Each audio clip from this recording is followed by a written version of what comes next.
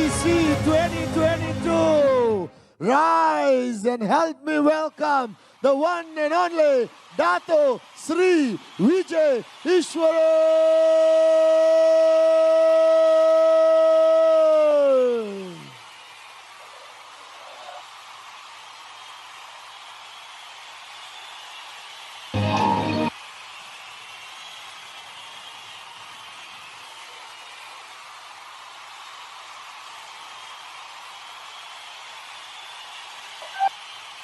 VCC one more time. Help me welcome Dato Sri Vijay Eswaran.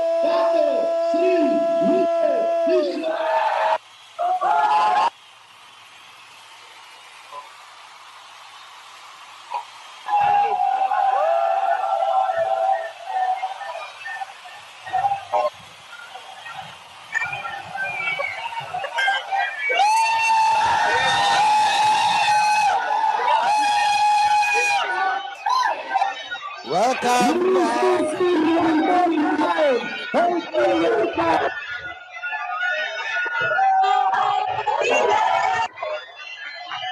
Welcome back.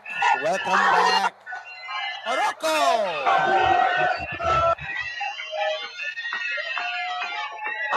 Sudan. Khartoum. Nepal. Nigeria.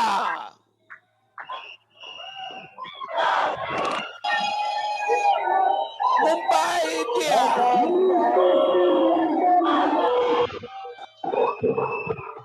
Burkina Faso. Kolkata. Delhi, India. Cote d'Ivoire. Bangalore. Sri Lanka. Coimbatore. Ahmedabad. Burundi. Agra. Cochin. Tirunelveli.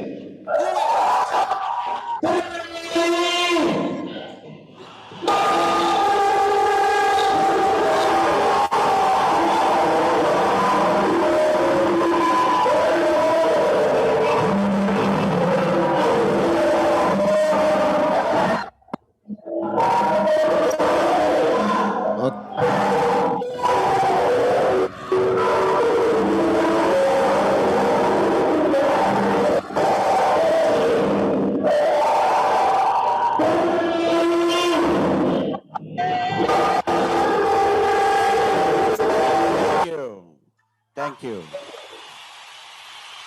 Thank you. Let's begin our session tonight. Om Namah Shivaya. Om Namah Shivaya. How are you, Paman? Very good. We love you, Anna. They're going crazy all over the world. Last night after the... Cannot hear you, Paman, very well. Last night after your session, every city here went crazy, Anna. We had some crowd control problems in some countries. Well, the important thing I think about all this is that they carry the message back. Oh, Mane. Are we muting Chennai? Can we mute Chennai? Can we mute Chennai? Yes. All right. So I've been watching the last few days. Today was very powerful. There were so many powerful speakers today. I think it would be. Can someone mute Chennai, please? One second, they're muting. Can we Yeah. mute everyone else? Okay, done. All right. Oh, sorry. Done? Yes, Ane, you can speak now. Sorry. All right. I heard some of the sessions over the last 24 hours. Chennai is still talking. Yeah, we just have to mute. Joel.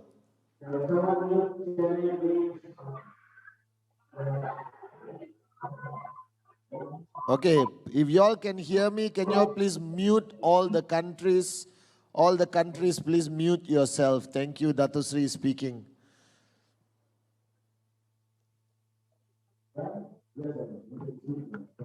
Which country is it? Is it Bangalore? I can see Chennai is still talking. Over there.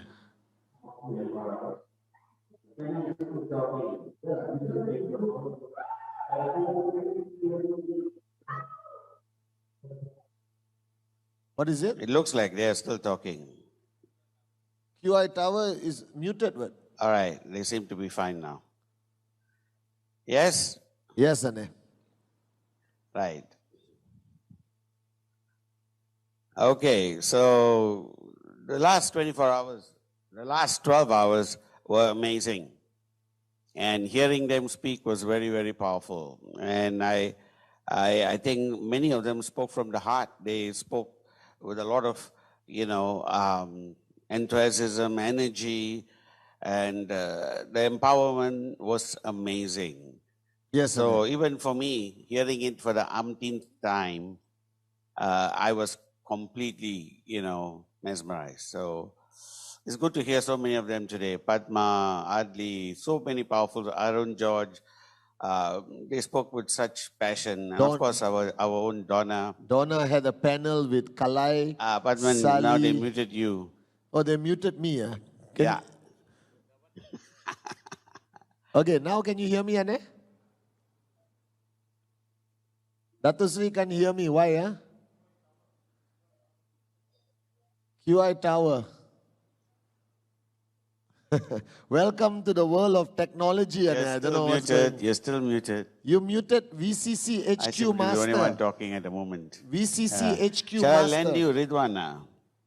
No, Ane, we're okay. VCC HQ Master, you muted. Dato Sri's one. So, okay, I can hear you now. Donna had a panel with Kalai, Sally, and Said Amir. Beautiful session with women empowerment, as you said last night, Anna. Yes. That was very, very powerful. And Padma was powerful. Yes. And then Adli and Arun.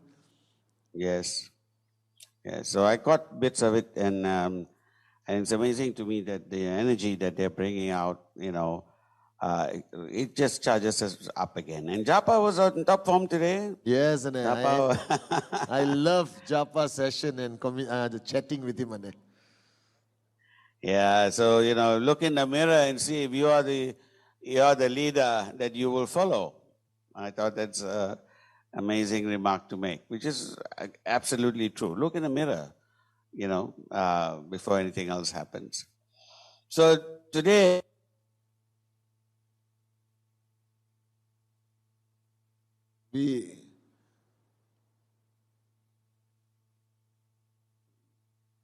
Am I on? Yes. We lost the feed of Dato Sri. Was it QI Tower?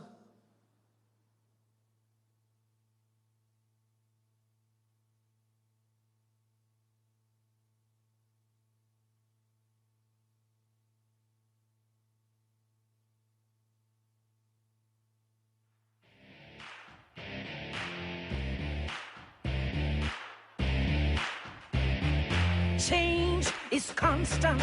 Change is inevitable. Change is immeasurable.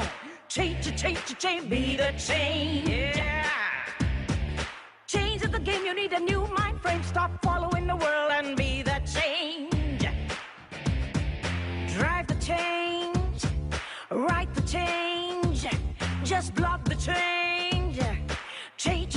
change, be the change.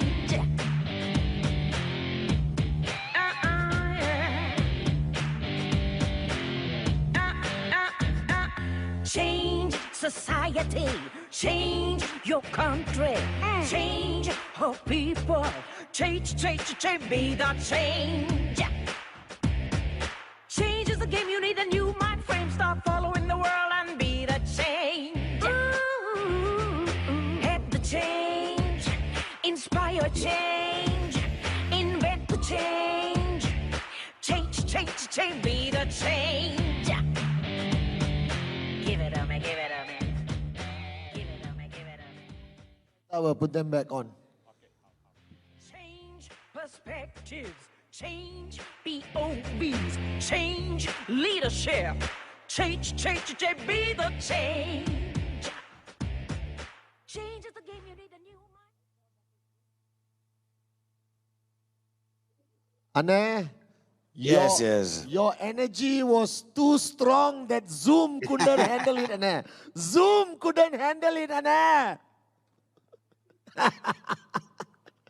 We will give them a 5-minute break to get everything sorted out.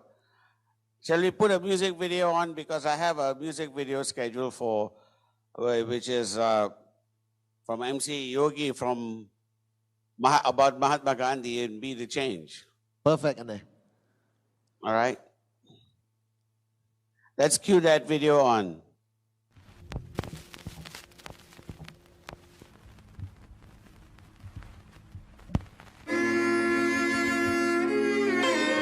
Dedicated to all spiritual activists, truth seekers, and peaceful warriors worldwide. I regard myself as a soldier, though a soldier of peace. Once upon a time, not long ago, there was a boy who would grow and become a great soul. He lived in India, and his name was Gandhi. He believed in human rights, and he fought for equality. He felt so strongly that he trained himself, cause he realized first he'd have to change himself. He changed his clothes and decided to walk. Some days he practiced silence and refused to talk.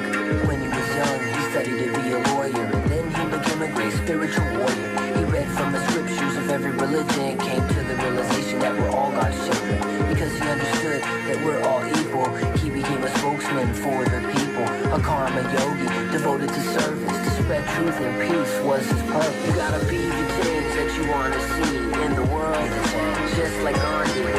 Be the change that you wanna see in the world, just like Gandhi. Just like Gandhi.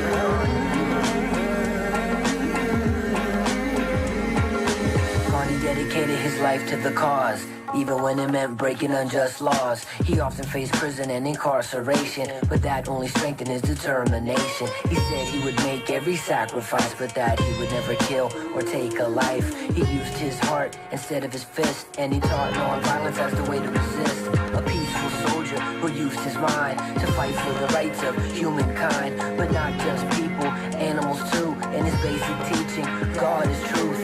He joined Muslims, Sikhs, and Hindus, Christians, Buddhists, Jains, and Jews. All the many paths that lead into the light that shines bright inside of me and you. You gotta be the change that you wanna see in the world, the change, just like Gandhi. Be the change that you wanna see in the world, just like Gandhi. Be the change that you wanna see in the world, the change, just like Gandhi. Be the change that you wanna see in the world, just like Gandhi. Taught an eye for an eye makes the whole world blind, and it takes more strength and faith to be kind. With that in mind, Gandhi took a stand against the foreign occupation of his land. When things got violent, Gandhi would fast, not eating for days until the riots would pass. But the biggest event that made the British halt is when Gandhi G decided to harvest salt. The British Empire installed a salt tax, and stealing salt was an unlawful act. So Gandhi and his peeps took to the streets, 10,000 deep, they marched to the beach. But when they arrived, they were beaten with clubs, but they didn't fight back, instead they chose love. The foreign military realized they were wrong and eventually decided to go back home. You see, Gandhi G was a very great leader, but before all that, he was shy and meager. As a young child, he was just like you and me, before he became Mahatma Gandhi. The word Mahatma, it means great soul, and it's inside of us just waiting to unfold. If you follow your heart and act real bold, next time it'll be your story that's told. You gotta be the change that you wanna see in the world. Just like Gandhi. Be the change that you wanna see in the world. Just like Gandhi. Be the change that you wanna see in the world. Just like Gandhi. Be the change that you wanna see in the world. Just like Gandhi. Be the change that you wanna see in the world. Just like Gandhi. Be the change that you wanna see in the world. Just like Gandhi.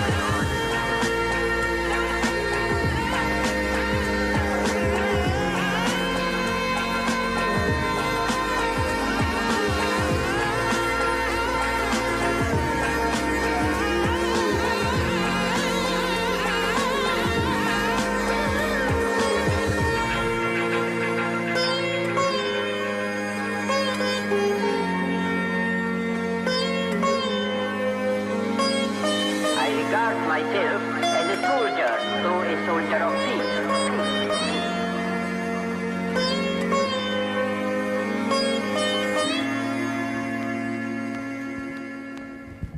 Unbelievable one, Ane. Absolutely. Can I see the crowds again? Can I see the crowds again?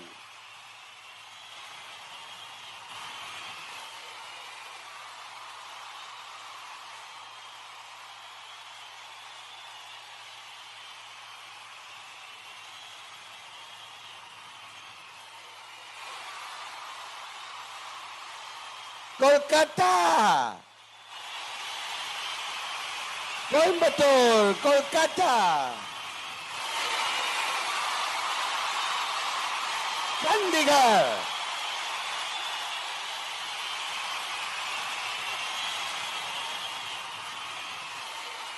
Are Chandigarh? Morocco!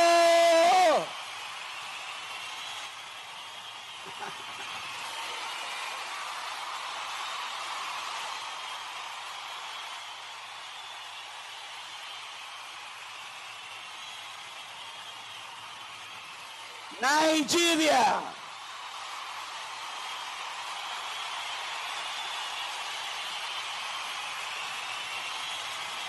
Indonesia!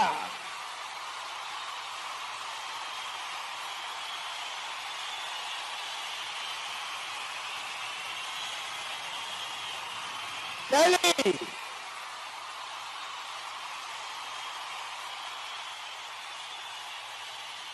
Dubai!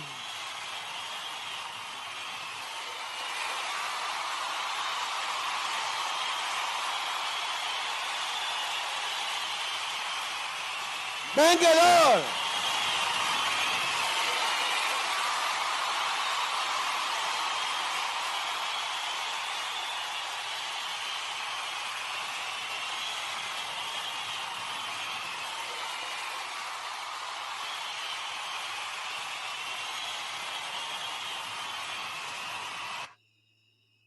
Thank you, thank you. All right.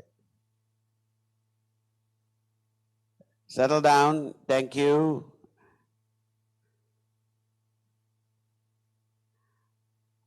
Settle down, settle down. So, Padman, what do you think of the video? I love it, Ane. I love it. Only thing Yeah, missing there was your picture, Ane. I think what's important is that, unlike talking about all of the, as you pointed out, talking about all of the tycoons of the world, we were talking about the people who made such a big difference. I agree with you. And these are the people who continue to inspire us. These are the words that people that I continuously talk about every time, Batman. Oh, man. So, will we do Q&A today or what? Yes, David and Sati are on standby with questions. But you can start off with your message for day 2, and then we go into questions. All right, okay. The important thing is once you start this life of change, because change is not something you do one time only. Change is a habit. Change is something you live for every single day. Change must start within you. And once it starts, it must be an addiction. An addiction that you must learn to love and embrace. Change is the only way to survive all of the challenges that life will throw at you and to thrive despite them. But in order to adapt this change, there are certain things that you must learn to somehow get to practice.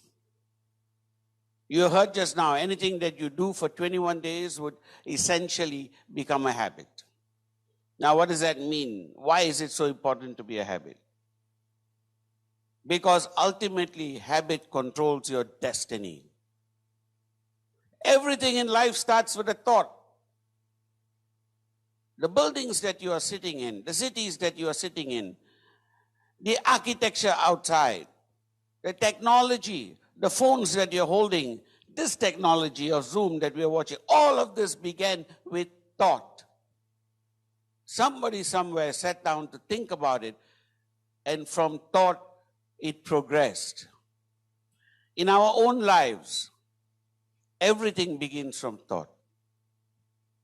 So from thinking, from thought, we go to word. From thinking, we go to talking. When we talk about it, it begins to take form and shape. So from thinking to talking. And from talking, we begin to do. From thinking to talking to doing. And whatever you do, every day, you become the master of. Anything that you do every day, you become the master of. Look at the simple things that you do every day. Whether it is a question of, driving to school, or picking up your children, or doing the natural chores around the house. No one can do it better than you simply because you do it every day. Shaving for the men, all right? No one does it better than you. So if you were to take that a little bit more and start adding things of value that you do every day. If you read every day, that becomes a habit. Are you with me? Are you with me? So choose carefully what you do every day. First, you think about it. You talk about it. Then you start to do it. From thinking to talking to doing. And whatever you do every day becomes a habit. And your habit, all of your habits, when they come together, the composite of your habits is your character. The composite of your habits is your character. So all your habits put together evolve into the character. The character that you portray to the world, the character that you are known and seen as. So we started from talking, thinking, talking, doing. That became habit, and habit became character. And ultimately, your character is the architect of your destiny. So where you end up in life, that progression started with thought. From thought to word, from word to action, from action to habit, from habit to character, from character to destiny. Now, if you just take out all of the things in between, what you think, you become. Your thought is the master of your destiny. So what you think, so you become. Change the way you think. Now, changing your way you think means you need to start to adapt certain habits every day, every single day, till you master it. And there are many things that you need to change. And change doesn't have to be dramatic.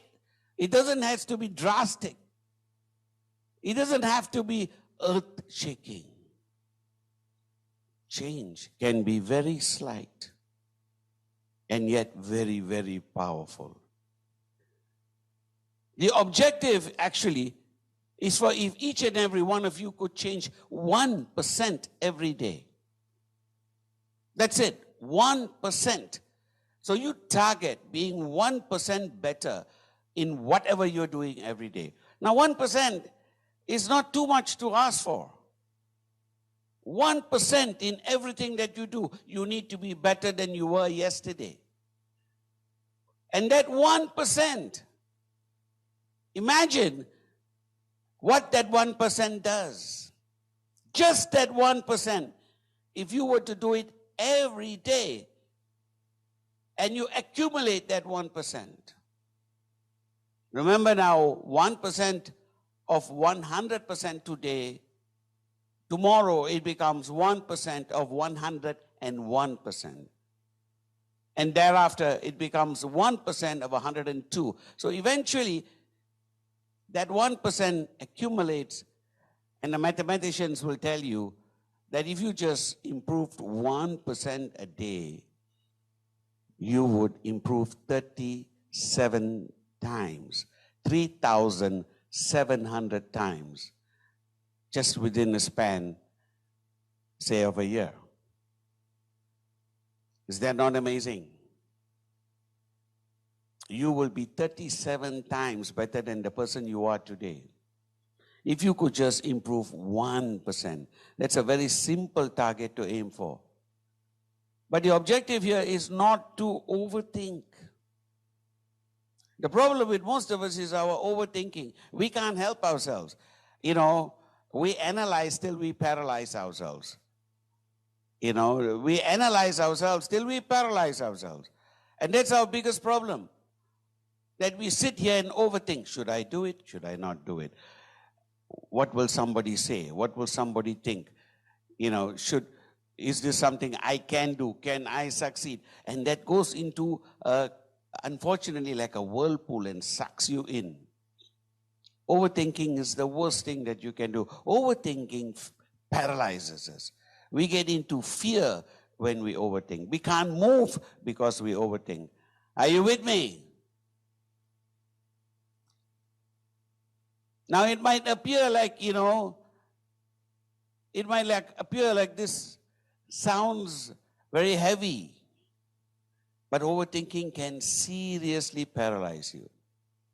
And if you just stop overthinking and move, it'll be amazing the things you could do. You could literally walk on water. So I have a little video here to explain why overthinking, if it is removed, overthinking, once it's taken out, can make you do almost miraculous things. A small, very, very short video. We good for a video? Excellent.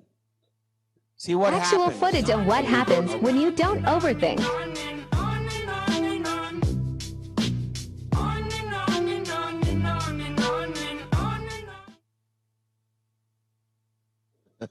See, that's very, very short. You need to see it one more time to get the hang of it. Look at all the people who are stuck there because they are not moving. This happens in life. This is what happens to networking. This is what happens to most networkers.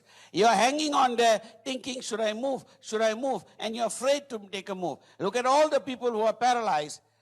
And look at this guy, this old guy who's not obviously very fit, but moving at the speed of light just because he's not thinking.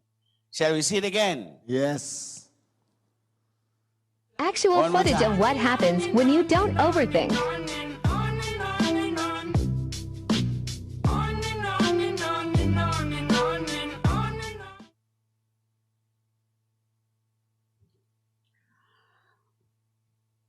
See how simple life becomes when you don't overthink it. Overthinking holds us all back. We can do amazing things. We do amazing things all the time. We are people who are capable of, you know, basically overcoming some of the greatest challenges. If you look at the world right now, we are going through some really challenging times. We have a war that's going on. We have wars that have been going around for centuries, actually, and yet we continue to do what we do. So, as human beings go, we are remarkable. Our capacity to overcome fear, to overcome our odds, to actually look, if you look at the fact that every war, after effect of every war in the last century, World War I, World War II, after that was our greatest growth period. Now, sometimes we need to be pushed against the wall in order to perform. Sometimes it becomes very necessary for us to be able to overcome fear. Now, one of my favorite videos that I always showed for a long time was People Are Awesome. But I just came across another one that Padman will like even better. Yes, Ane. See, there's this sport. They call it a sport. I think it's absolutely crazy. But then being crazy, I have always thought is a good thing. They call it parkour. Now, this parkour thing is apparently very, very famous in certain parts of the world. But crazy is good, as long as we can turn that into something productive. But nevertheless, the fact that this guy can actually do what he does, the guy shows no fear whatsoever. And if he is willing to do this, to risk his life, right, for that few seconds when he feels that is so important, and there's virtually no audience for him to see, no success that will come out of it, no difference to his bank account, but he goes out and risks his life anyway.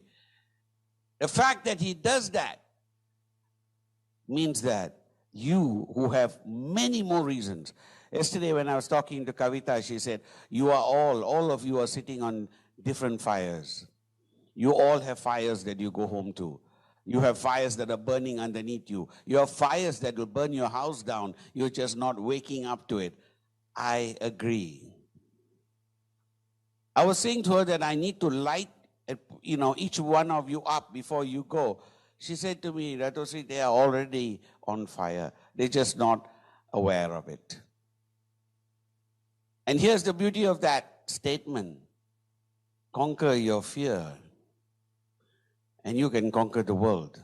The only thing holding you back right now is fear. Fear of someone saying something, fear of somebody doing something, fear of you moving, fear of you, achieving success. All of these are different fears. So parkour, to keep Padman, we have to keep Padman happy every once in a while. So video about parkour, a guy who knows no fear.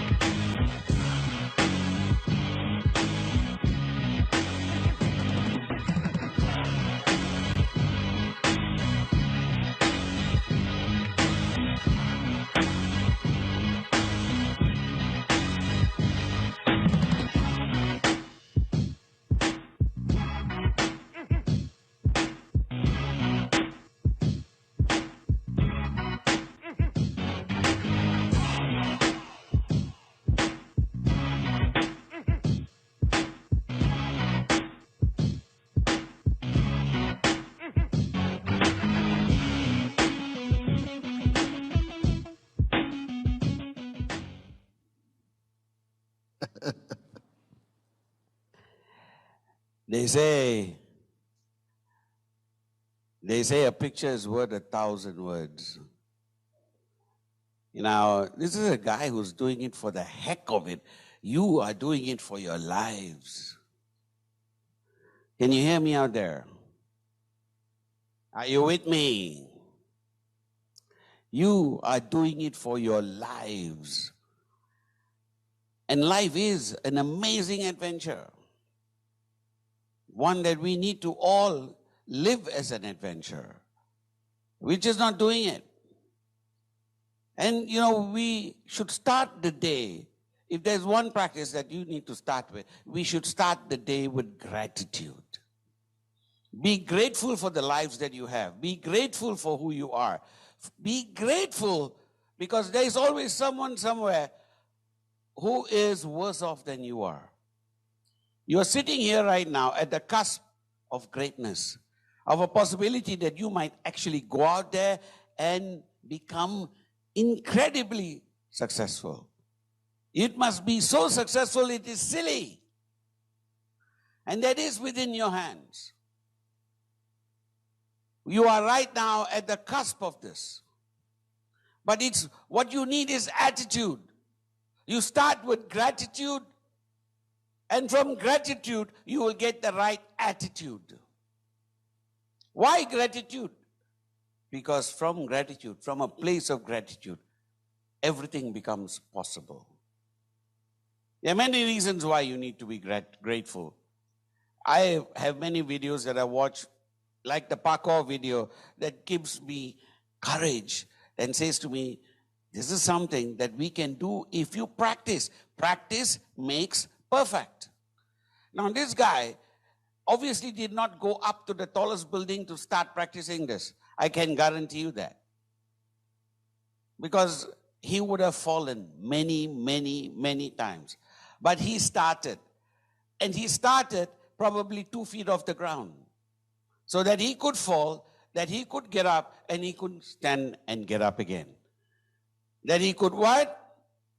Get up again. That he could what? Get up again.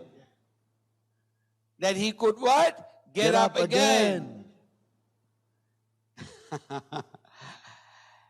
Now, why is that so important? It is because he got up again so many, many, many, many times that 2 feet became 20 feet. 20 feet became 200 feet. At 2,000 feet, he wasn't bothered anymore. Simply because he started and practiced at 2 feet. You are now at 2.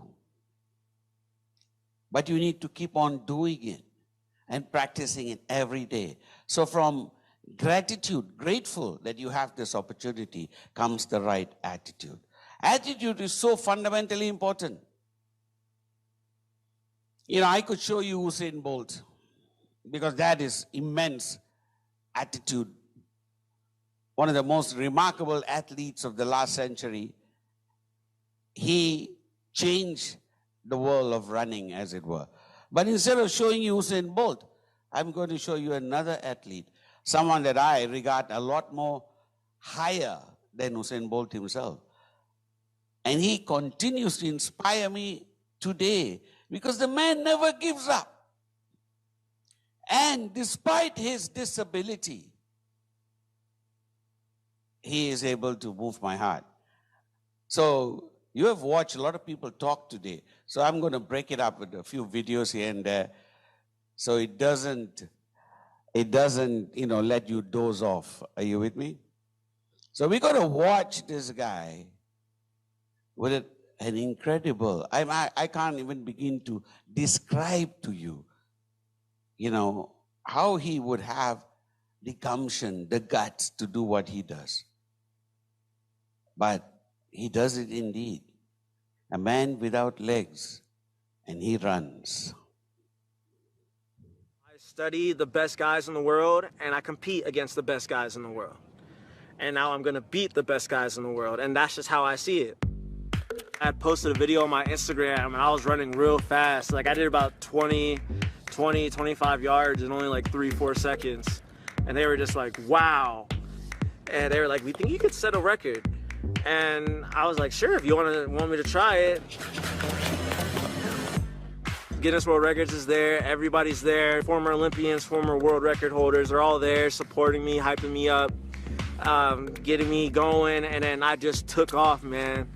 Come on, baby, come on! Come on, let's get it! Let's go! And the crazy thing was, my first one was actually faster than my second one. I was moving so fast that I slid into it and ducked under the sensor. So I had to go do it again.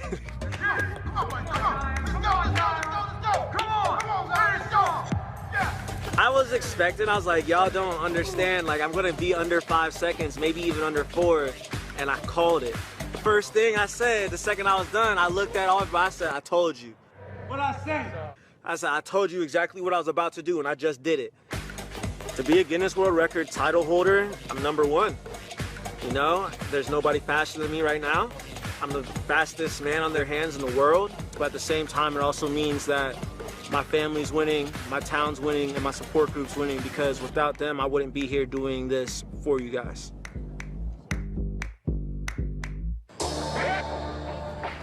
So I was born with caudal regression syndrome. It's a very rare disease. I always work with what I got because I don't really have any other cards that are dealt to me. A lot of people say foster mother. I'm not a big fan of that because she is my mother.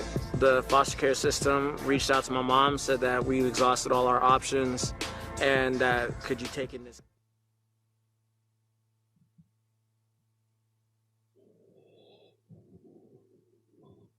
Now tell me, what's your excuse? What's your excuse? Give me your excuse. I want to hear your excuse. Now tell me, what's your excuse? This is a man who doesn't see his disability. He's blind to his disability. So what's your excuse? What's holding you back? What's your fear? Look at him. His attitude is amazing. He continues to inspire me every single time that I watch him. So, I'm asking you now, what's your excuse? You have an excuse for me that I can hear? I like to hear your excuses today. Indonesia, you have an excuse?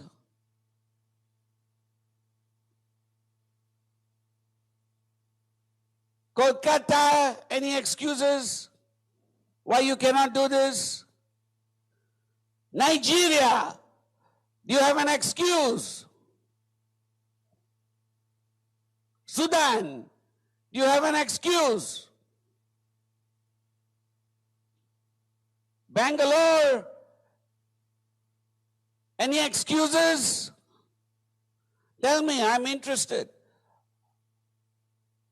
You've seen this guy and seen what he's doing. Give me an excuse. Morocco, any excuses?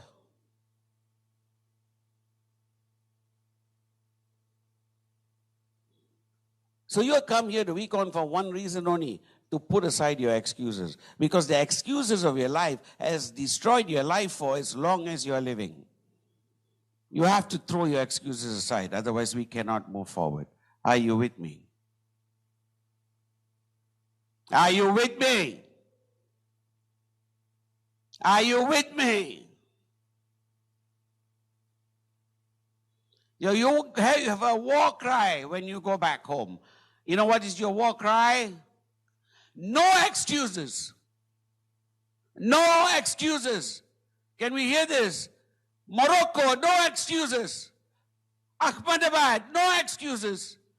Dubai, no excuses. Chandigarh, Delhi, no excuses. Dubai, no excuses. Bangalore, no excuses. Indonesia, no excuses. Kolkata, no excuses. Coimbatore, no excuses. Nigeria, no excuses. Cote d'Ivoire, No excuses. Tirunelveli, no excuses. Burundi, no excuses. Do you think they have excuses we can listen to, Padman? I don't think they have any excuses anymore. The video was amazing. So before we come back to talking to you, shall we do some questions then? Oh, mane. Sati, David, and on your camera, so you come on the front. I'll put a video up and then we will start the questions. Oh, mane. So this is a very interesting video because, you know, nature is one of our most important teachers. I learn by watching nature. Most of the time, people ask me where I get my best lessons from. And I learn by watching nature. There's an amazing video that I show every time. It's about a mother duck that takes her children up the stairs, you know. It's a beautiful, beautiful video. And, but that's the theme of teamwork. Now, I've seen this happen in many other animals around the world. I've seen it in goats, wild mountain goats. But I think in today's audience, we will go back to the old tried and tested video of the mother duck, because Padman likes that video. So this is a mother duck with a very beautiful song, because teamwork is the only thing that will carry you through the day. You change everything. You begin the day with gratitude. You change your attitude and you build your team. Are you with me? Yes? So shall we watch this? A mother, which is actually the greatest network of all our mothers. So in celebration of this mother.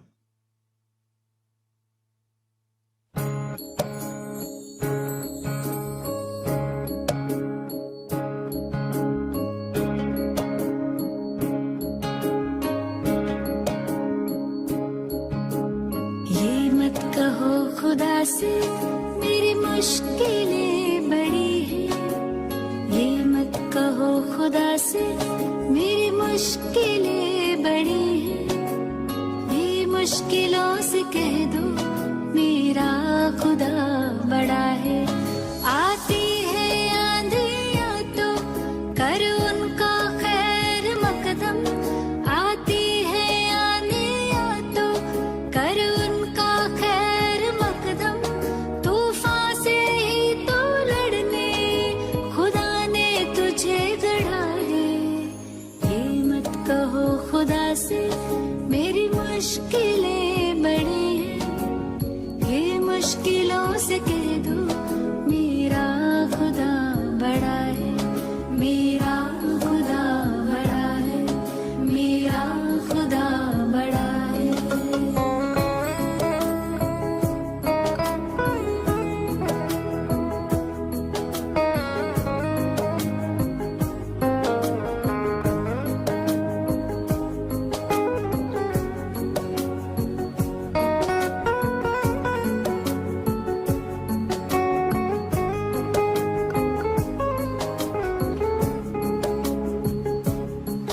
अग्नि में तप के सोना है और भी निखरता, अग्नि में तप के सोना है और भी निखरता, दुर्गम को पार करके हिमालय कोई चढ़ा है।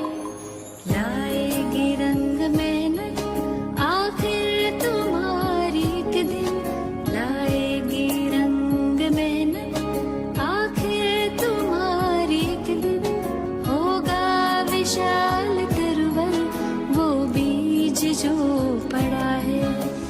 ये मत कहो खुदा से मेरी मुश्किलें बड़ी हैं, ये मुश्किलों से कह दो मेरा खुदा बड़ा है।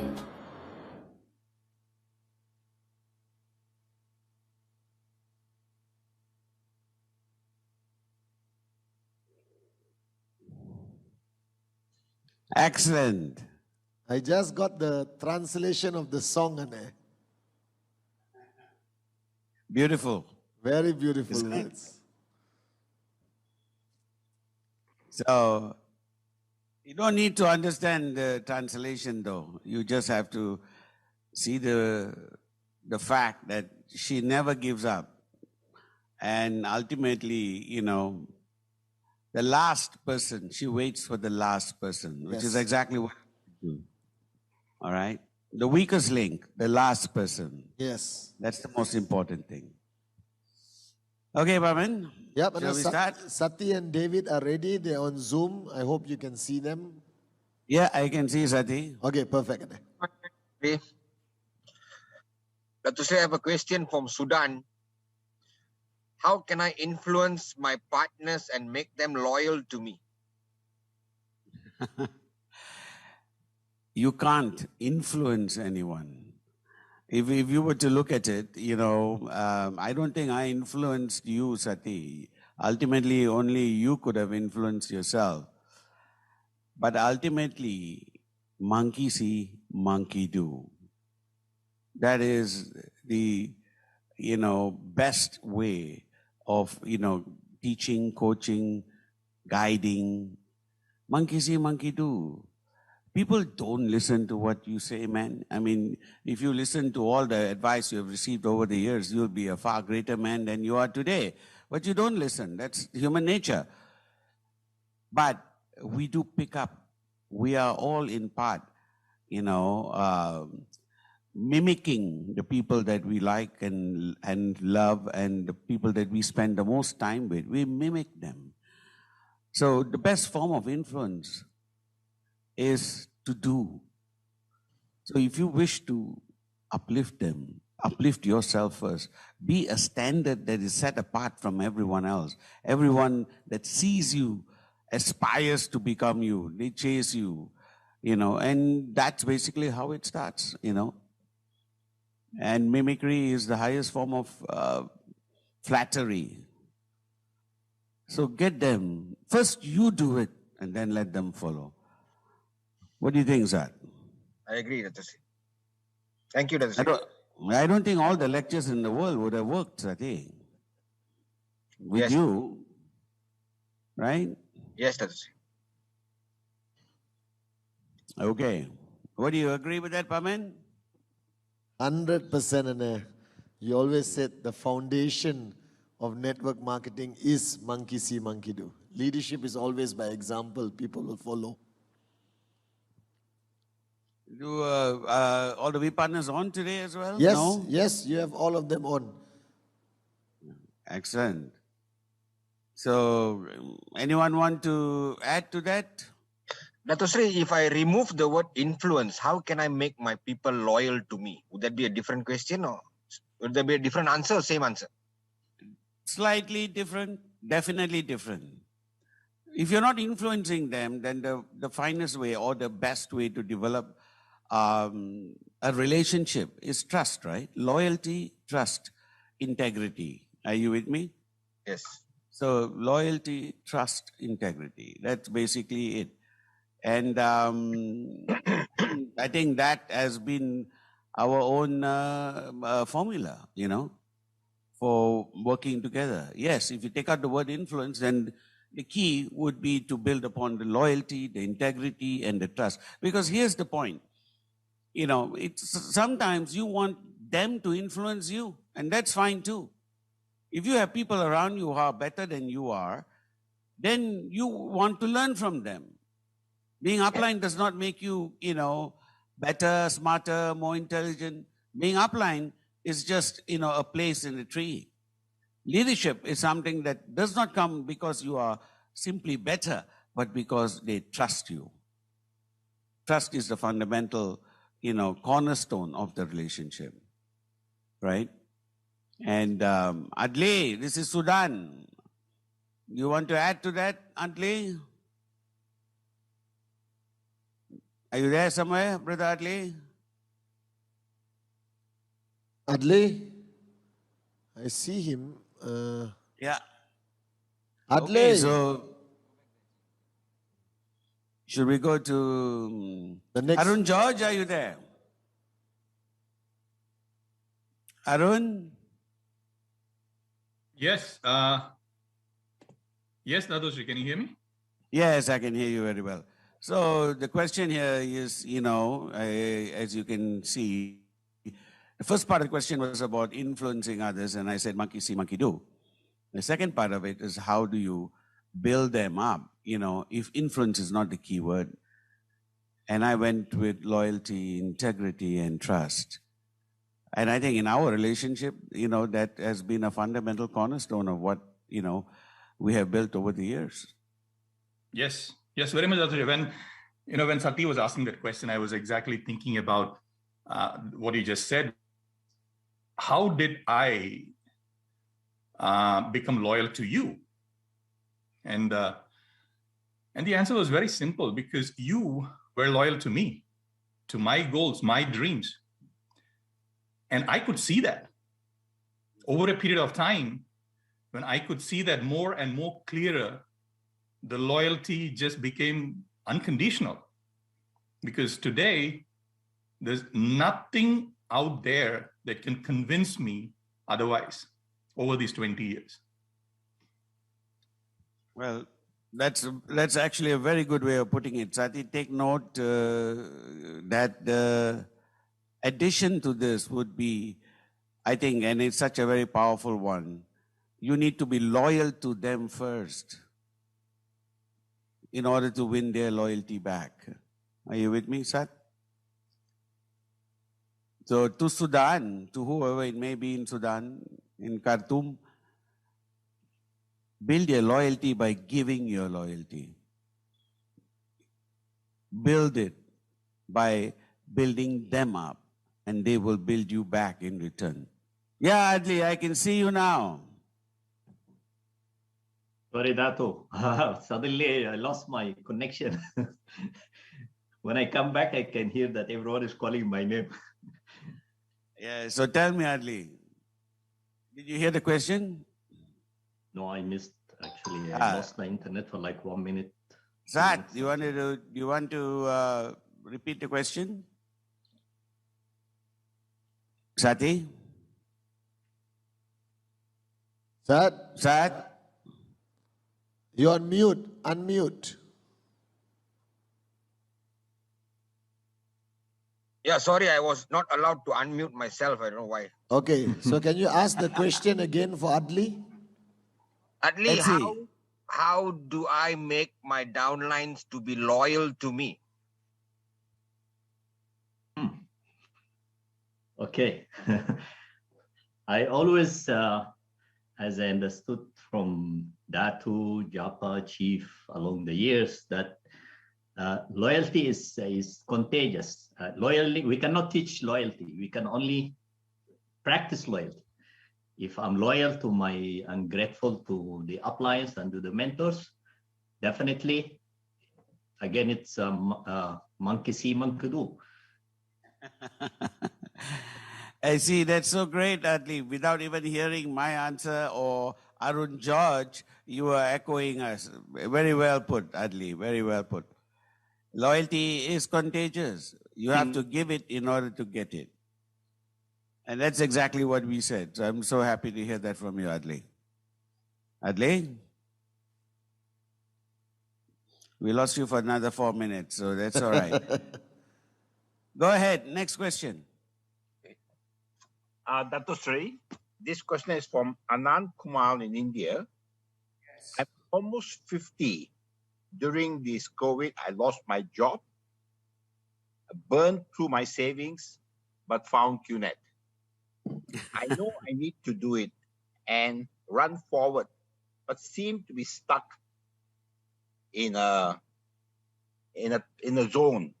I know what I need to do, but I find myself doing everything else.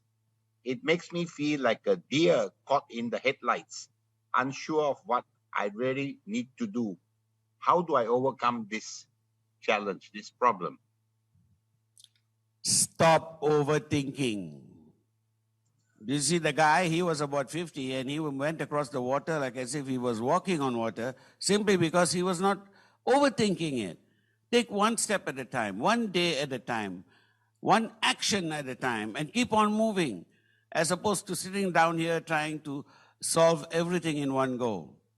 The objective is to keep on moving. It doesn't matter how old you are, it's not relevant. It doesn't matter whether you're unemployed, it's not relevant. It doesn't matter about all of the things that are happening outside of you, it's not relevant. What is relevant is inside of you. First of all, be grateful that you are alive, that you are well, that you can actually move around and do things that you need to do. Then change your attitude. It is your attitude that people see. It's your attitude that people buy into. It is your attitude that people will follow. Are you with me? Yes, Dato, yes. He's only going to be 50, David Kiran. By comparison, he's a young boy. Yes, yes. So, what would you tell him, David Kiran? My answer would be, first of all, you should stop over-analyzing, overthinking. You just need to focus on your compelling reason. You know that you are in this situation. You need to get out of it. What is your why? What's the biggest why you have? And what's your compelling reason? Once you know your why, then you obviously have the burning desire. The why has to be burning. The why has to be creating a sense of urgency. It must be a burning desire inside. So he needs to go back and say to himself, how badly do you want to succeed? For a start, in my opinion. And that's a good way to start, because when Japa and I started this all those years ago, we were very hungry, extremely so. And and there are a lot of we partners here who totally understand what I'm talking about. You were at that point in your life. Always hungry. Absolutely, absolutely. So, and I can see that hunger even there today. I still see it, Sachin, it's burning out of your eyes. Baba, you want to tell this young man of 50 why he should be hungry? Of course, Dato, hungry, to say, yesterday only I was talking about keep building, and without a hunger, we cannot remain as a networker. And if we have to tell somebody that that person need to be hungry, then I think there is some basic problem. Because why someone need to be told that you need to be hungry? It's a natural process. Even animals feel hungry all the time. When you give the food, they see the food, they start jumping actually. So when we see something better for ourselves, our family, and we can take out the best potential from ourselves, then everyone should be hungry for that actually. So if at all somebody need to be told that you should be hungry, then there's something to be checked actually, because I think the person will waste this human life, because the difference between animals and human beings is that animals may not be able to know how to be ambitious, but human beings definitely, because we are here in this planet for some purpose, and without being hungry, without running for something, we will not be able to fulfill that purpose, because there's so many lives get touched actually in the process of achieving our own goals, knowingly, unknowingly. And I think God placed us in this business between these two founders who created such an amazing platform, between this amazing company, because we are supposed to do many bigger things than thinking about just getting a food on the table. So I think hunger is a basic requirement like an oxygen. So this is what my feel is. I don't know. Sometimes when people ask this question, sense of urgency, hunger, I feel like, okay, you stay, I'm going. Whenever you're ready, I'll come back actually. I'll just add one thing to that. That's very powerfully said, Sachin, but you need to look at yourself and be angry also, this individual. Angry that you are at 50 and asking these questions. You need to ask yourself, what am I going to do for the next 50 years? You need to believe in yourself. You need to be on fire. And as Sachin says, and I agree, you cannot die like this. You have lived like this until you're 50, but why would you want to die like this? Are you with me? Okay, David Kiran? Yes, that's right, exactly. Like you said, unless you find the purpose within yourself, then, you will never find the why. And I think that comes back to what you always say, Dato, the comfort zone. Probably he's stuck in his comfort zone. Exactly right. Comfort zone is like a swamp. It just sucks you in, and it's so slow that you don't even recognize it until you're drowning. So maybe you ought to tell this gentleman to leave the comfort zone before he drowns. Thank you, Dato. The next. There are some leaders who made a lot of money for a long time, and because of some reason, their income dropped. But now they are having a difficult time to start moving again. What do I do with them?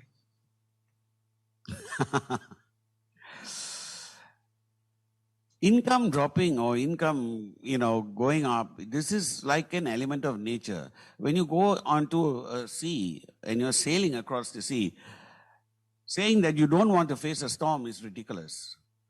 You will have a storm, you will have flat seas, you will have everything hit coming at you. That the whole objective of being a networker is to recognize that it's not just about having a high income all the time. It's about being able to thrive and survive irregardless of whatever. It gives you breathing space. You see, as you're building, you have to recognize that you need to change. So if there's one message that should come to you right now at this point, you need to change. So if you are someone whose income was, shooting up and it decides to take a falter and fall, then you need to recognize that what do I need to do to change next? Because change is the ultimate key. So there is a message in all of this. The universe is always talking to us, and we need to keep improving. There is no shortcuts to this process. Build and build and build. It is like standing there at the tides and saying, go back. And eventually the tide is not going to listen to you. It's going to basically, flood and go past you. But if you stand there long enough and say, go back, go back, go back, the tide will go back. The other question that I'll put to you is, if you are still sitting here not sure why the income has fallen, then you don't even know why you got there in the first place. And that's an important thing to know. Are you with me? Yes, that's we have Wadwani here. Wadwani, do you want to help this gentleman see a little bit more clearly? Regarding a collapsing organization? It's a temporary, I always look at it as temporary. So, temporary loss of leadership, leaders coming, leaders going, or leaders losing, their income for whatever reason. I think it comes from a sense of complacency in many times. Because when you achieve a certain level, as you have taught me and taught all of us, getting there is one thing, staying there is another thing. So you've built a massive organization with the QI group. And I think you shared with me several times in Hong Kong that it was easier to build it than to maintain it. So I would say that Dave, this question is slightly different. The guy built a big network and it collapsed for certain reasons. Now he doesn't know how to restart. Start from scratch. What other way to do it? I mean, we have all done it. There's no leader here, including Wadwani, who has not had to start again. It's a continuous process. I mean, Wadwani, do you want to say something? No, absolutely. I mean, if you did it once, you can do it again. I mean, even we've had our bad years, Dato, as a company. Oh, yes. We didn't sit back and cry. The last 2 years has been, by God's grace, we basically found a way to thrive, but we were all in shock in the beginning. Exactly. Yeah. We But certainly were. We recovered. So I would say if you did it once, you can do it again. We all have that once, we all have that, the last hurrah. The one last match enough, to make it back, the one last shot at greatness. So don't give up, believe in yourself, go back to basics. And if you follow that, you'll know and you will build and you will get it all back. And another thing, Sat, and I'd like to add for this person to, listen to. Yes, SW. Always. Somebody somewhere is waiting. Somebody somewhere is always waiting. So start again. Build again. Are you with me? Yes, Does that not make sense to you, Sat? 100%. Go for it. Next question. Dato Sri, it's a question for Musa in Africa. What makes the fact that some people reach a point of focusing on their problems, they get distracted and forget their dreams, although they started a business because they had big dreams to begin with? It's very easy to forget your dreams, David Kiran. It takes a lot of work. You see, as Dave Wadhwani pointed out a minute ago, it's a lot easier to get there than to stay there, right? Likewise with dreams. Dreams are easier to instantly have when you're beginning. And then if you don't keep feeding and building and making that vision come true, it can and it will falter. It takes a lot of effort to maintain. It takes a lot of effort to keep on building that dream and keeping that dream going. I mean, we have been building this dream for 24 years and it's still an ongoing process. I don't give you any breaks on this, David Kiran. Yes, Dato Sri. Our dream continues, Patman. Yes, Ane. I remember the topic of dream I spoke about this morning. And when you told me in 2001, when we had the first Malaysian challenge, you told me, if your dream is smaller than your problem, quit the business. If your dream is bigger than the problem, keep building. And that was the day I realized that the dream is not only the Ferrari, the villa, the car, the Rolex, but you must find a dream that drives you. And I asked you that question recently, what drives you today? Because you have achieved more than ever your material dreams.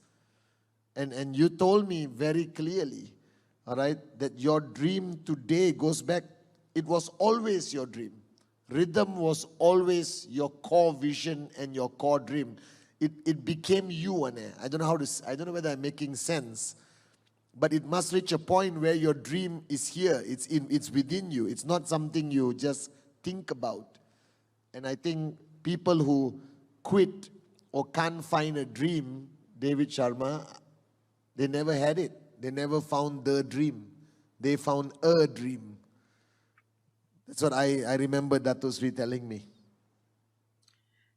And this is so true, David. When I talk to my corporate staff, I also tell them the same thing, because in essence, when you are still working for someone, you will always, unfortunately, have restrictions and limitations, and your dream can die and burn out and whatsoever. But what was, say, for example, David Kiran, what would be Mother Teresa's dream? She was working a whole life till she was in her 80s. Are you with me? Yes, Dato Sri. So did that dream die? Did Mandela's dream die? Martin Luther King died, Mahatma Gandhi, they all had dreams, right? So the dreams just got bigger and bigger. Exactly. And that is essentially the process. To those who are in working life, I say to them, you never need to take a vacation once your job becomes a vocation. So make it your vocation. See, for Mother Teresa, that was her vocation. That was her life's purpose. vocation meaning that is the reason why she gets up every morning. Do you get my point? Yes, Dr. Sri. You never need to take a vacation from your vocation, you know. Ask any mother here whether they want to take a vacation from the kids. Yes, they want to take a break, you know, a couple of days here and there, but then after the second day, they're already thinking, what are they doing now, you know, and I want to go back and look at them. Are you with me? Yes, yes. Yeah. There's no such thing as taking a vacation from your vocation. There's no such thing as taking a vacation from what you love to do. So how can such a dream die? I mean, look at Patman right now, right? Patman, you know, doesn't want to take a vacation from his vocation either. He's got a vocation at home today. Yes, Ane. Dato Sri, you are the best example. And, you know, Japadas, look at all you've achieved, and yet you are still here giving and unconditionally to us and to this dream, to this mission of rhythm. It's more than a mission, more than a dream. It has become life itself. So I think that should answer it, David Kiran. Yes, definitely, Dato Sri. Thank you so very much. And Sati? Another question? Yeah. Dato Sri, what would be the biggest challenge that I might face within myself on my way to success, in your opinion? Ultimately, all challenges that come also bring with them the solutions within the challenge itself. No challenge will come to you without your capacity, your potential to overcome it. Are you with me, Zat? Yes, Dato Sri. So the only challenge, real challenge, is whether you are able to actually test yourself, stretch yourself to your breaking point. Because within you lies a solution. Within you lies the ability to overcome the challenge. But you need to basically test yourself to that level. Are you with me? Yes. You saw that man run, okay? Half his body was not there. Are you with me? Yes, Dato Sri. Well, how would you think he would answer this question? He didn't even see the challenge. He didn't see the fact. He wanted to run with the fastest runners in the world. He didn't see the handicap that he had. Are you with me? Yes. So a challenge is only, successful once you have fear of it. Now, how do you remove the fear?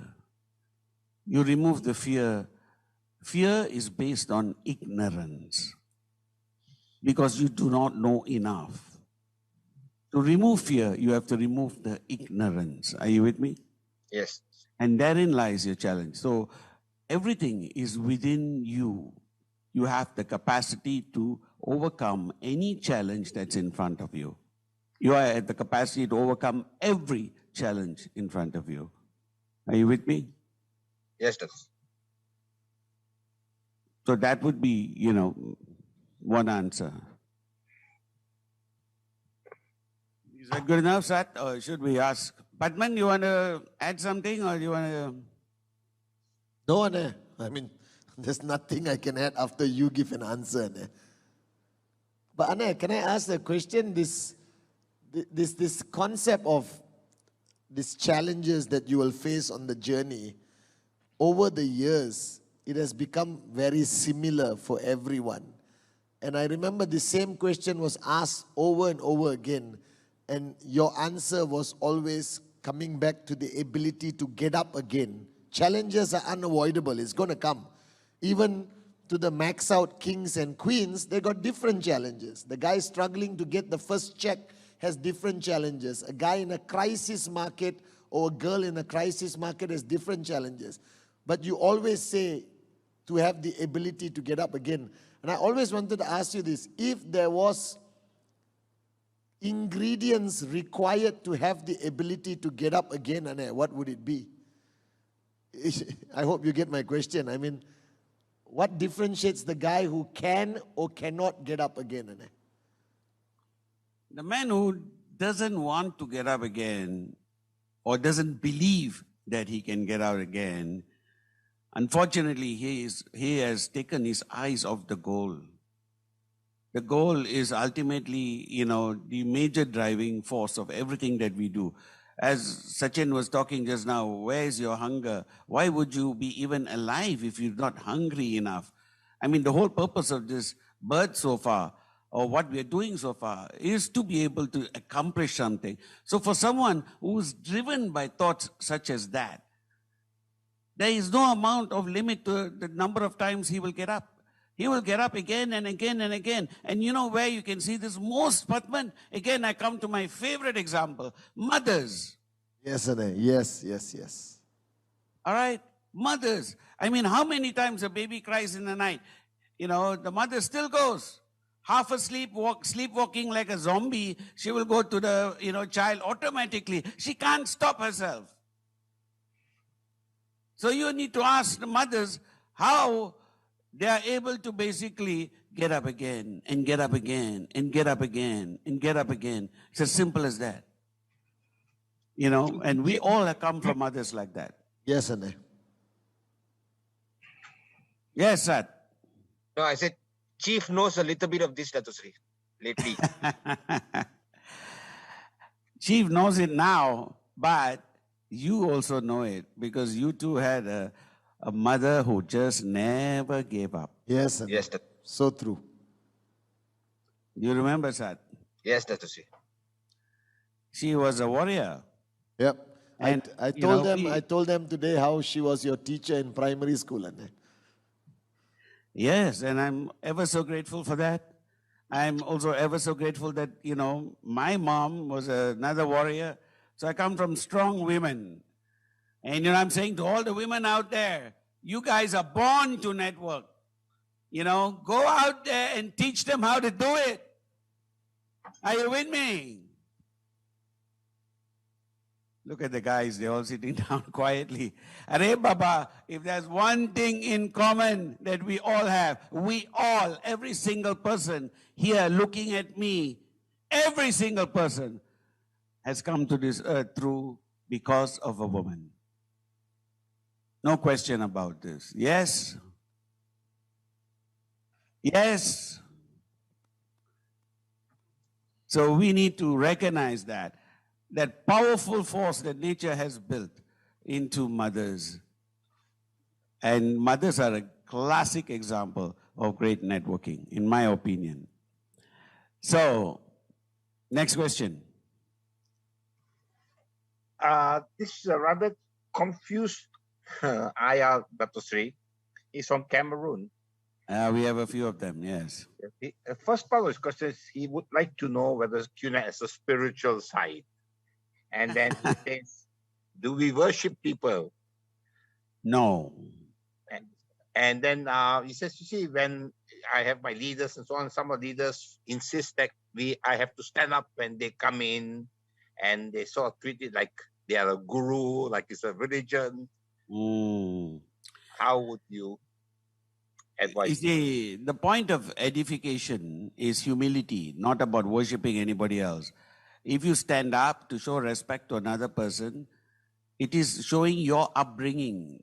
It is showing whether you are a person that has been, brought up with humility.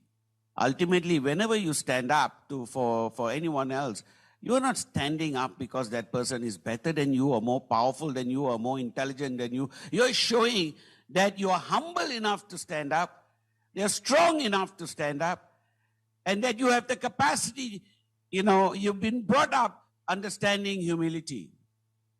Are you with me? Yes, Dato Sri. If this guy from Cameroon went to Japan or Korea or Taiwan, you know what? He would be shocked because everybody that he meets will be going like this. They'll be bowing to him. So he thinks he's God. So does that make him spiritual because everybody in Korea bows to him? It is part of their culture. Please understand, just because you are ignorant does not mean that you must remain that way. Try to understand, it's part of their culture. They are showing you basically respect, that's all. And for us to show respect to our leaders is natural. But nobody is asking you to worship anyone. Worship the God that is in every one of them. Is God not in every one of them? David Kiran. Of course, Dato Sri. That's the only person that he should worship. That God is in every one of them. So where God is not there, he shouldn't worship. So can you show me where God is not? God is everywhere. Dato Sri is omnipresent. Exactly. So that's the beauty of the Korean culture, the Taiwanese culture, the Japanese culture. They bow. And because they bow, they reduce the ego inside of them. So his bigger problem is not whether or not he should worship anybody. His bigger problem is how does he get rid of his own ego? Understood, Dato Sri. I think what he fails to also realize is that humility is the cornerstone of most of your teachings. Humility is the cornerstone of every great teaching. If you took a look at the song just now that we just played, and you looked at Mandela and Martin Luther King and Mother Teresa and Gandhi and the like, the list is endless. Humility is essentially their cornerstone. They lived lives in humility. Humility is strength. Arrogance is a weakness. And you must be able to differentiate the two. Are you with me? Yes, Dato Sri. Very well said. Thank you, Dato Sri. Yes. Next question. Dato Sri, how can I deal with criticism against my business when it comes from my own family? Yeah, so basically, this is a good question, Sad. How did you do it? Do you not remember the criticism? I didn't have that problem, Dato Sri. You had relations who didn't appreciate what you were doing, Sad. Yeah, I just didn't care, Dato. I just blow forward. Exactly. But here's the point. These same relations, exact same relations who are criticizing you today, okay, historically, you remember this, right? Patman, you remember this? Yes, Ane. Of course, everyone. These same relations who criticize you when you started out are the same ones who came in a line, in a queue, to basically congratulate you when you became successful. Yes, yes, that's. Are you with me or not? Yes, that's. The ones who condemn you the most are the ones who congratulate you the most. So what I say to this guy who's asking me this question is, welcome to the human race. Are you with me? Yes. We, and the human race, we know how to criticize each other, and we criticize anything we don't understand. Are you with me? Yes.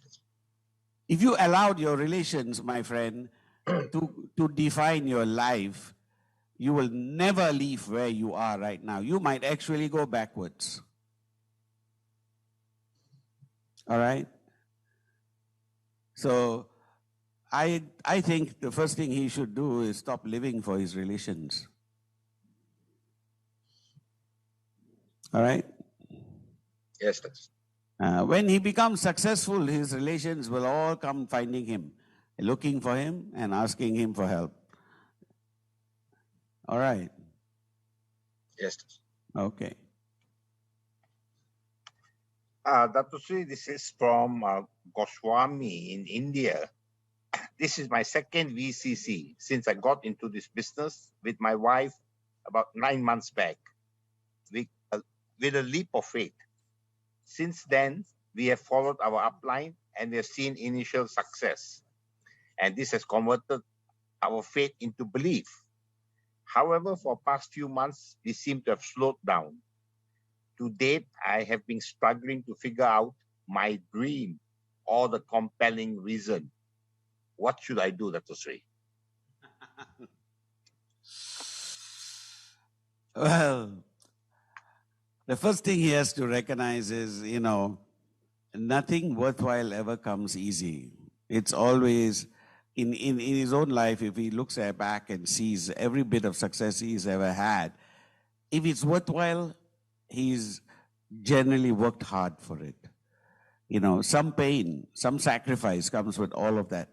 So the fact is that he did well for a while and slowed down is perhaps because he is not in control of his life. In essence, he sat back allowing someone else to drive the wagon. He sat and had a good ride. Now it's time for him to drive. It's time for him to take control. It's time for him to know why he can be successful, why he should be successful, and why he needs to go out there and make it work. It's exactly the same thing as just now talking about the gentleman who was talking about, his dream fizzling out. Are you with me? Yes, Dato. It's inevitable. What do you do when your kids, for example, go through a bad patch? Do you give up on them? What do you do?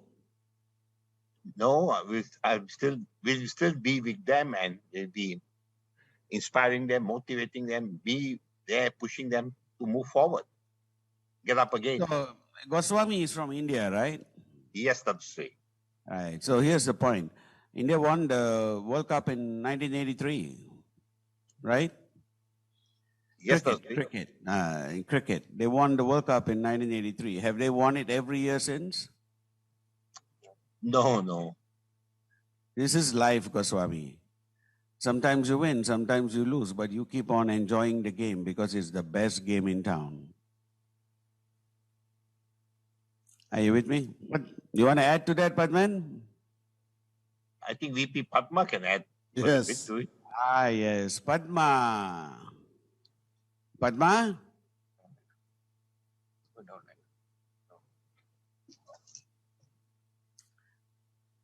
Are you there, Padma? Padma was here. Yes, I know. Yes, they have to unmute me, Chief. Yes, you're unmuted, Padma. Go ahead.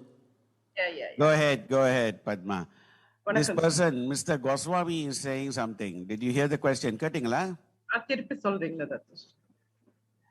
Repeat the question, Mr. David Kiran. Goswami, this is his second VCC.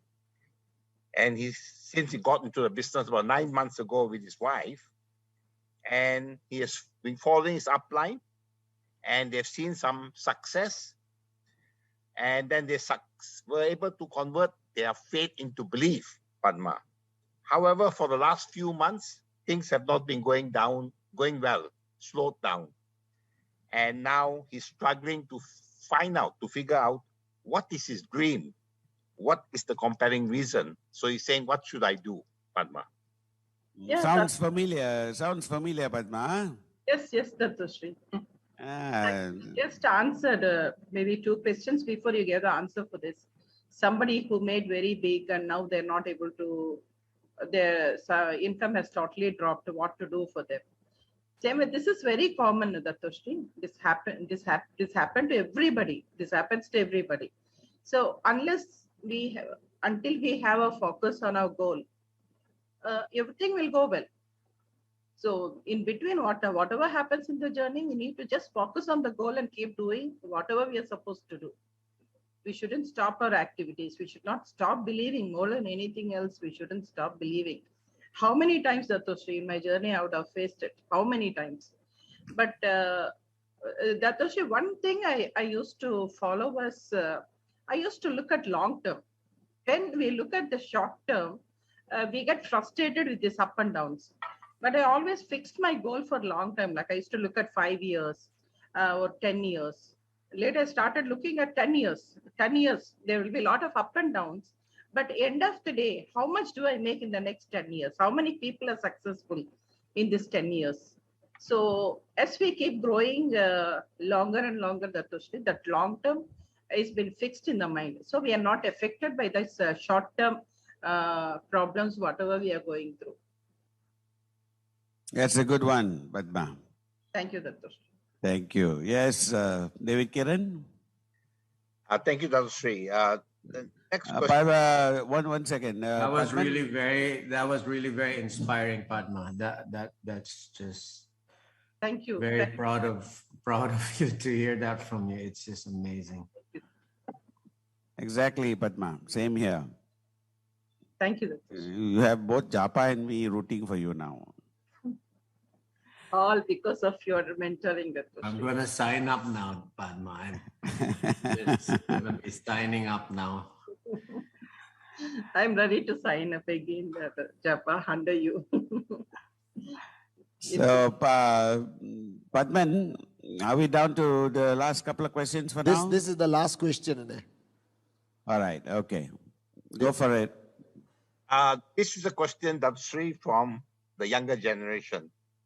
How to face challenges in building this business, getting sign-ups when we are in our early 20s. Most people prejudge us. How do we overcome this barrier? This is exactly the same problem that all of us had because we all started very young. So, I think Padman had the biggest problem because when he started, he was still in his 20s. I was very young, all right? And to this person who asked the question, I had the same challenge. I was 22 years old. Everyone around me, all my downlines were older, all right? And Dato Sri told me one thing. The age can only limit you if you allow it to. People will see beyond your age if you give them value. If you show them that you have something to give beyond your age, they will listen. And the second thing Dato Sri told me is, the minute you achieve success, everyone forgets your age, whether you are 95 or 22. So Dato Sri says the younger you are, it is far more important for you to achieve that success because that will be the greatest doubt people have in you. And if you are young, remember one thing. In today's world, if you ask David Sharma, if you ask me, if you ask Dave Wadhwani, Adli, our only regret is Dato Sri didn't start this company when we were 16 years old. That's my only disappointment in my founders is they didn't start this company when I was 16 freaking years old.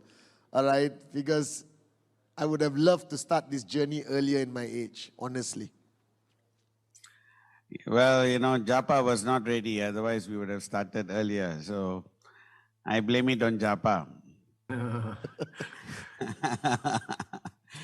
But I'll tell you another thing, about starting young, basically. You see, starting young has nothing to do with the number. When Tiger Woods, came up to hit his first Grand Slam, that is in golf, he won, basically all the major tournaments. He was among the youngest, if not the youngest, to do so. Now, the fact of the matter is, there were most of his rivals or, competitors on the golf course were in their 50s. And this is a young kid who came up there and started, beating the heck out of all of them. He wasn't even 20. Now, the thing that they all would look at him and say, oh, he's lucky, he's talented, he's gifted, that's why he's doing it, which is absolute rubbish.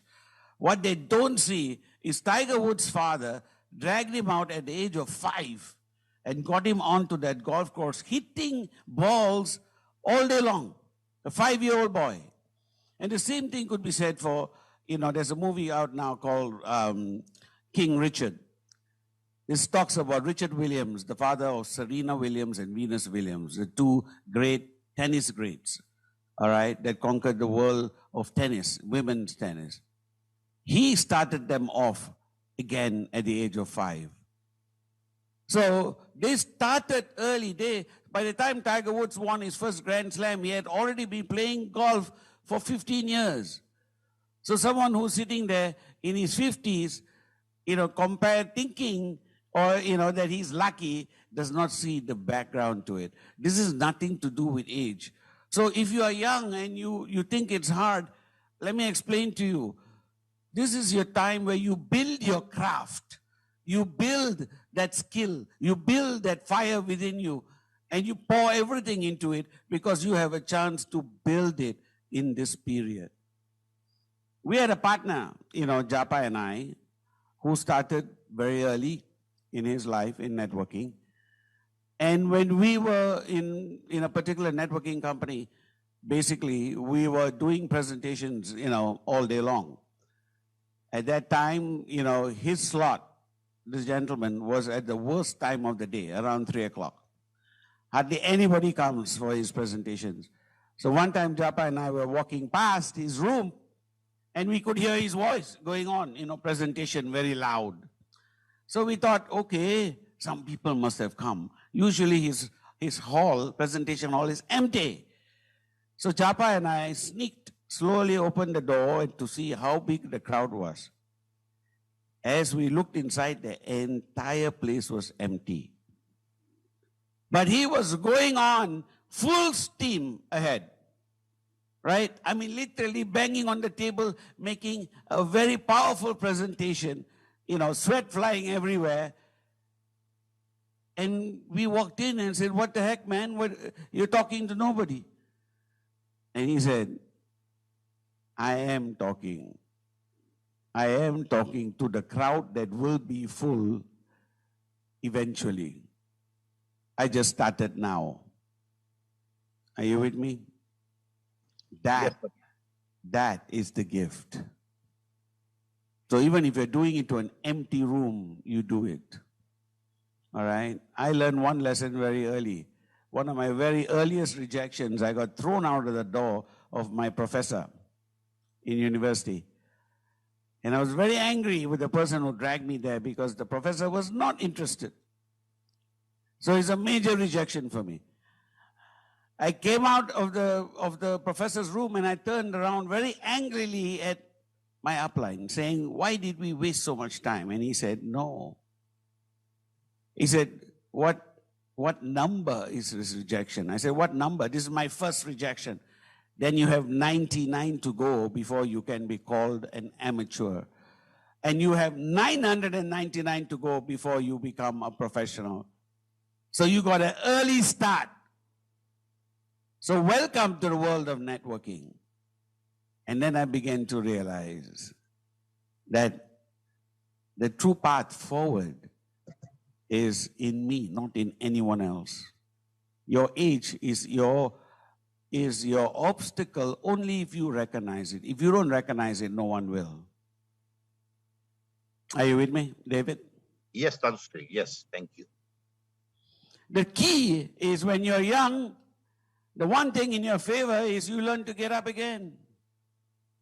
Every time you fall, you learn that art, you get up again. You need to get up again. You must get up again. Getting up again is the key to success in any endeavor. So if you learn to get up again now, and you learn to do it basically 1,000 times, 10,000 times, as many times as you require, then you become a master of getting up again. And if you want to be a master networker, there is nothing else. It simply means get up again. Get up again. Get up again. Get up again. Get up again. Get up again. Get up again. Get up again. Get up again. Get up again. Get up again. I can't see you. Why are you sitting down? Get up again. Get up again. I'm only talking to the 100 people that I want standing by my side. I'm saying, get up again. Get up again. Come on, get up again. Kolkata, get up again. Get up again. Jaipur, Jaipur, get up again.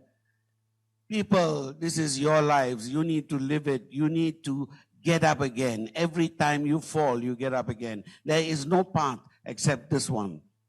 And the folly of life is we will fall again, we will fall again, and we will fall again. So what?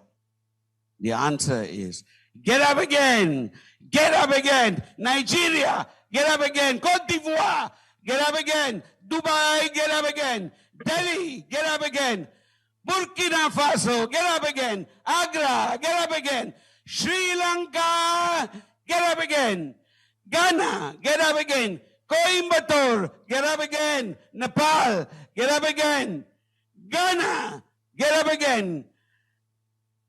Sri Lanka, Cochin, Goa, Nigeria. Nigeria, get up again. Tirunelveli, get up again. Please get up again to the rest of the world that we do not see on the screen right now. This is the only art, the art of survival, to simply get up again, wherever you may be, in any corner of the world. From Uzbekistan, all the way down to South Africa, to Australia, to the South Islands, South Sea Islands. Get up again! Get up again! Get up again! Get up again! Thank you very much. VCC, make some noise for Dato, Sri, Vijay, Eswaran.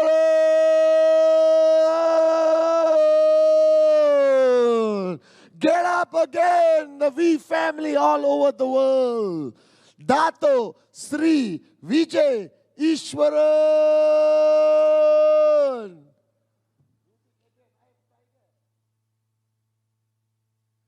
VCC Day 2. Unbelievable.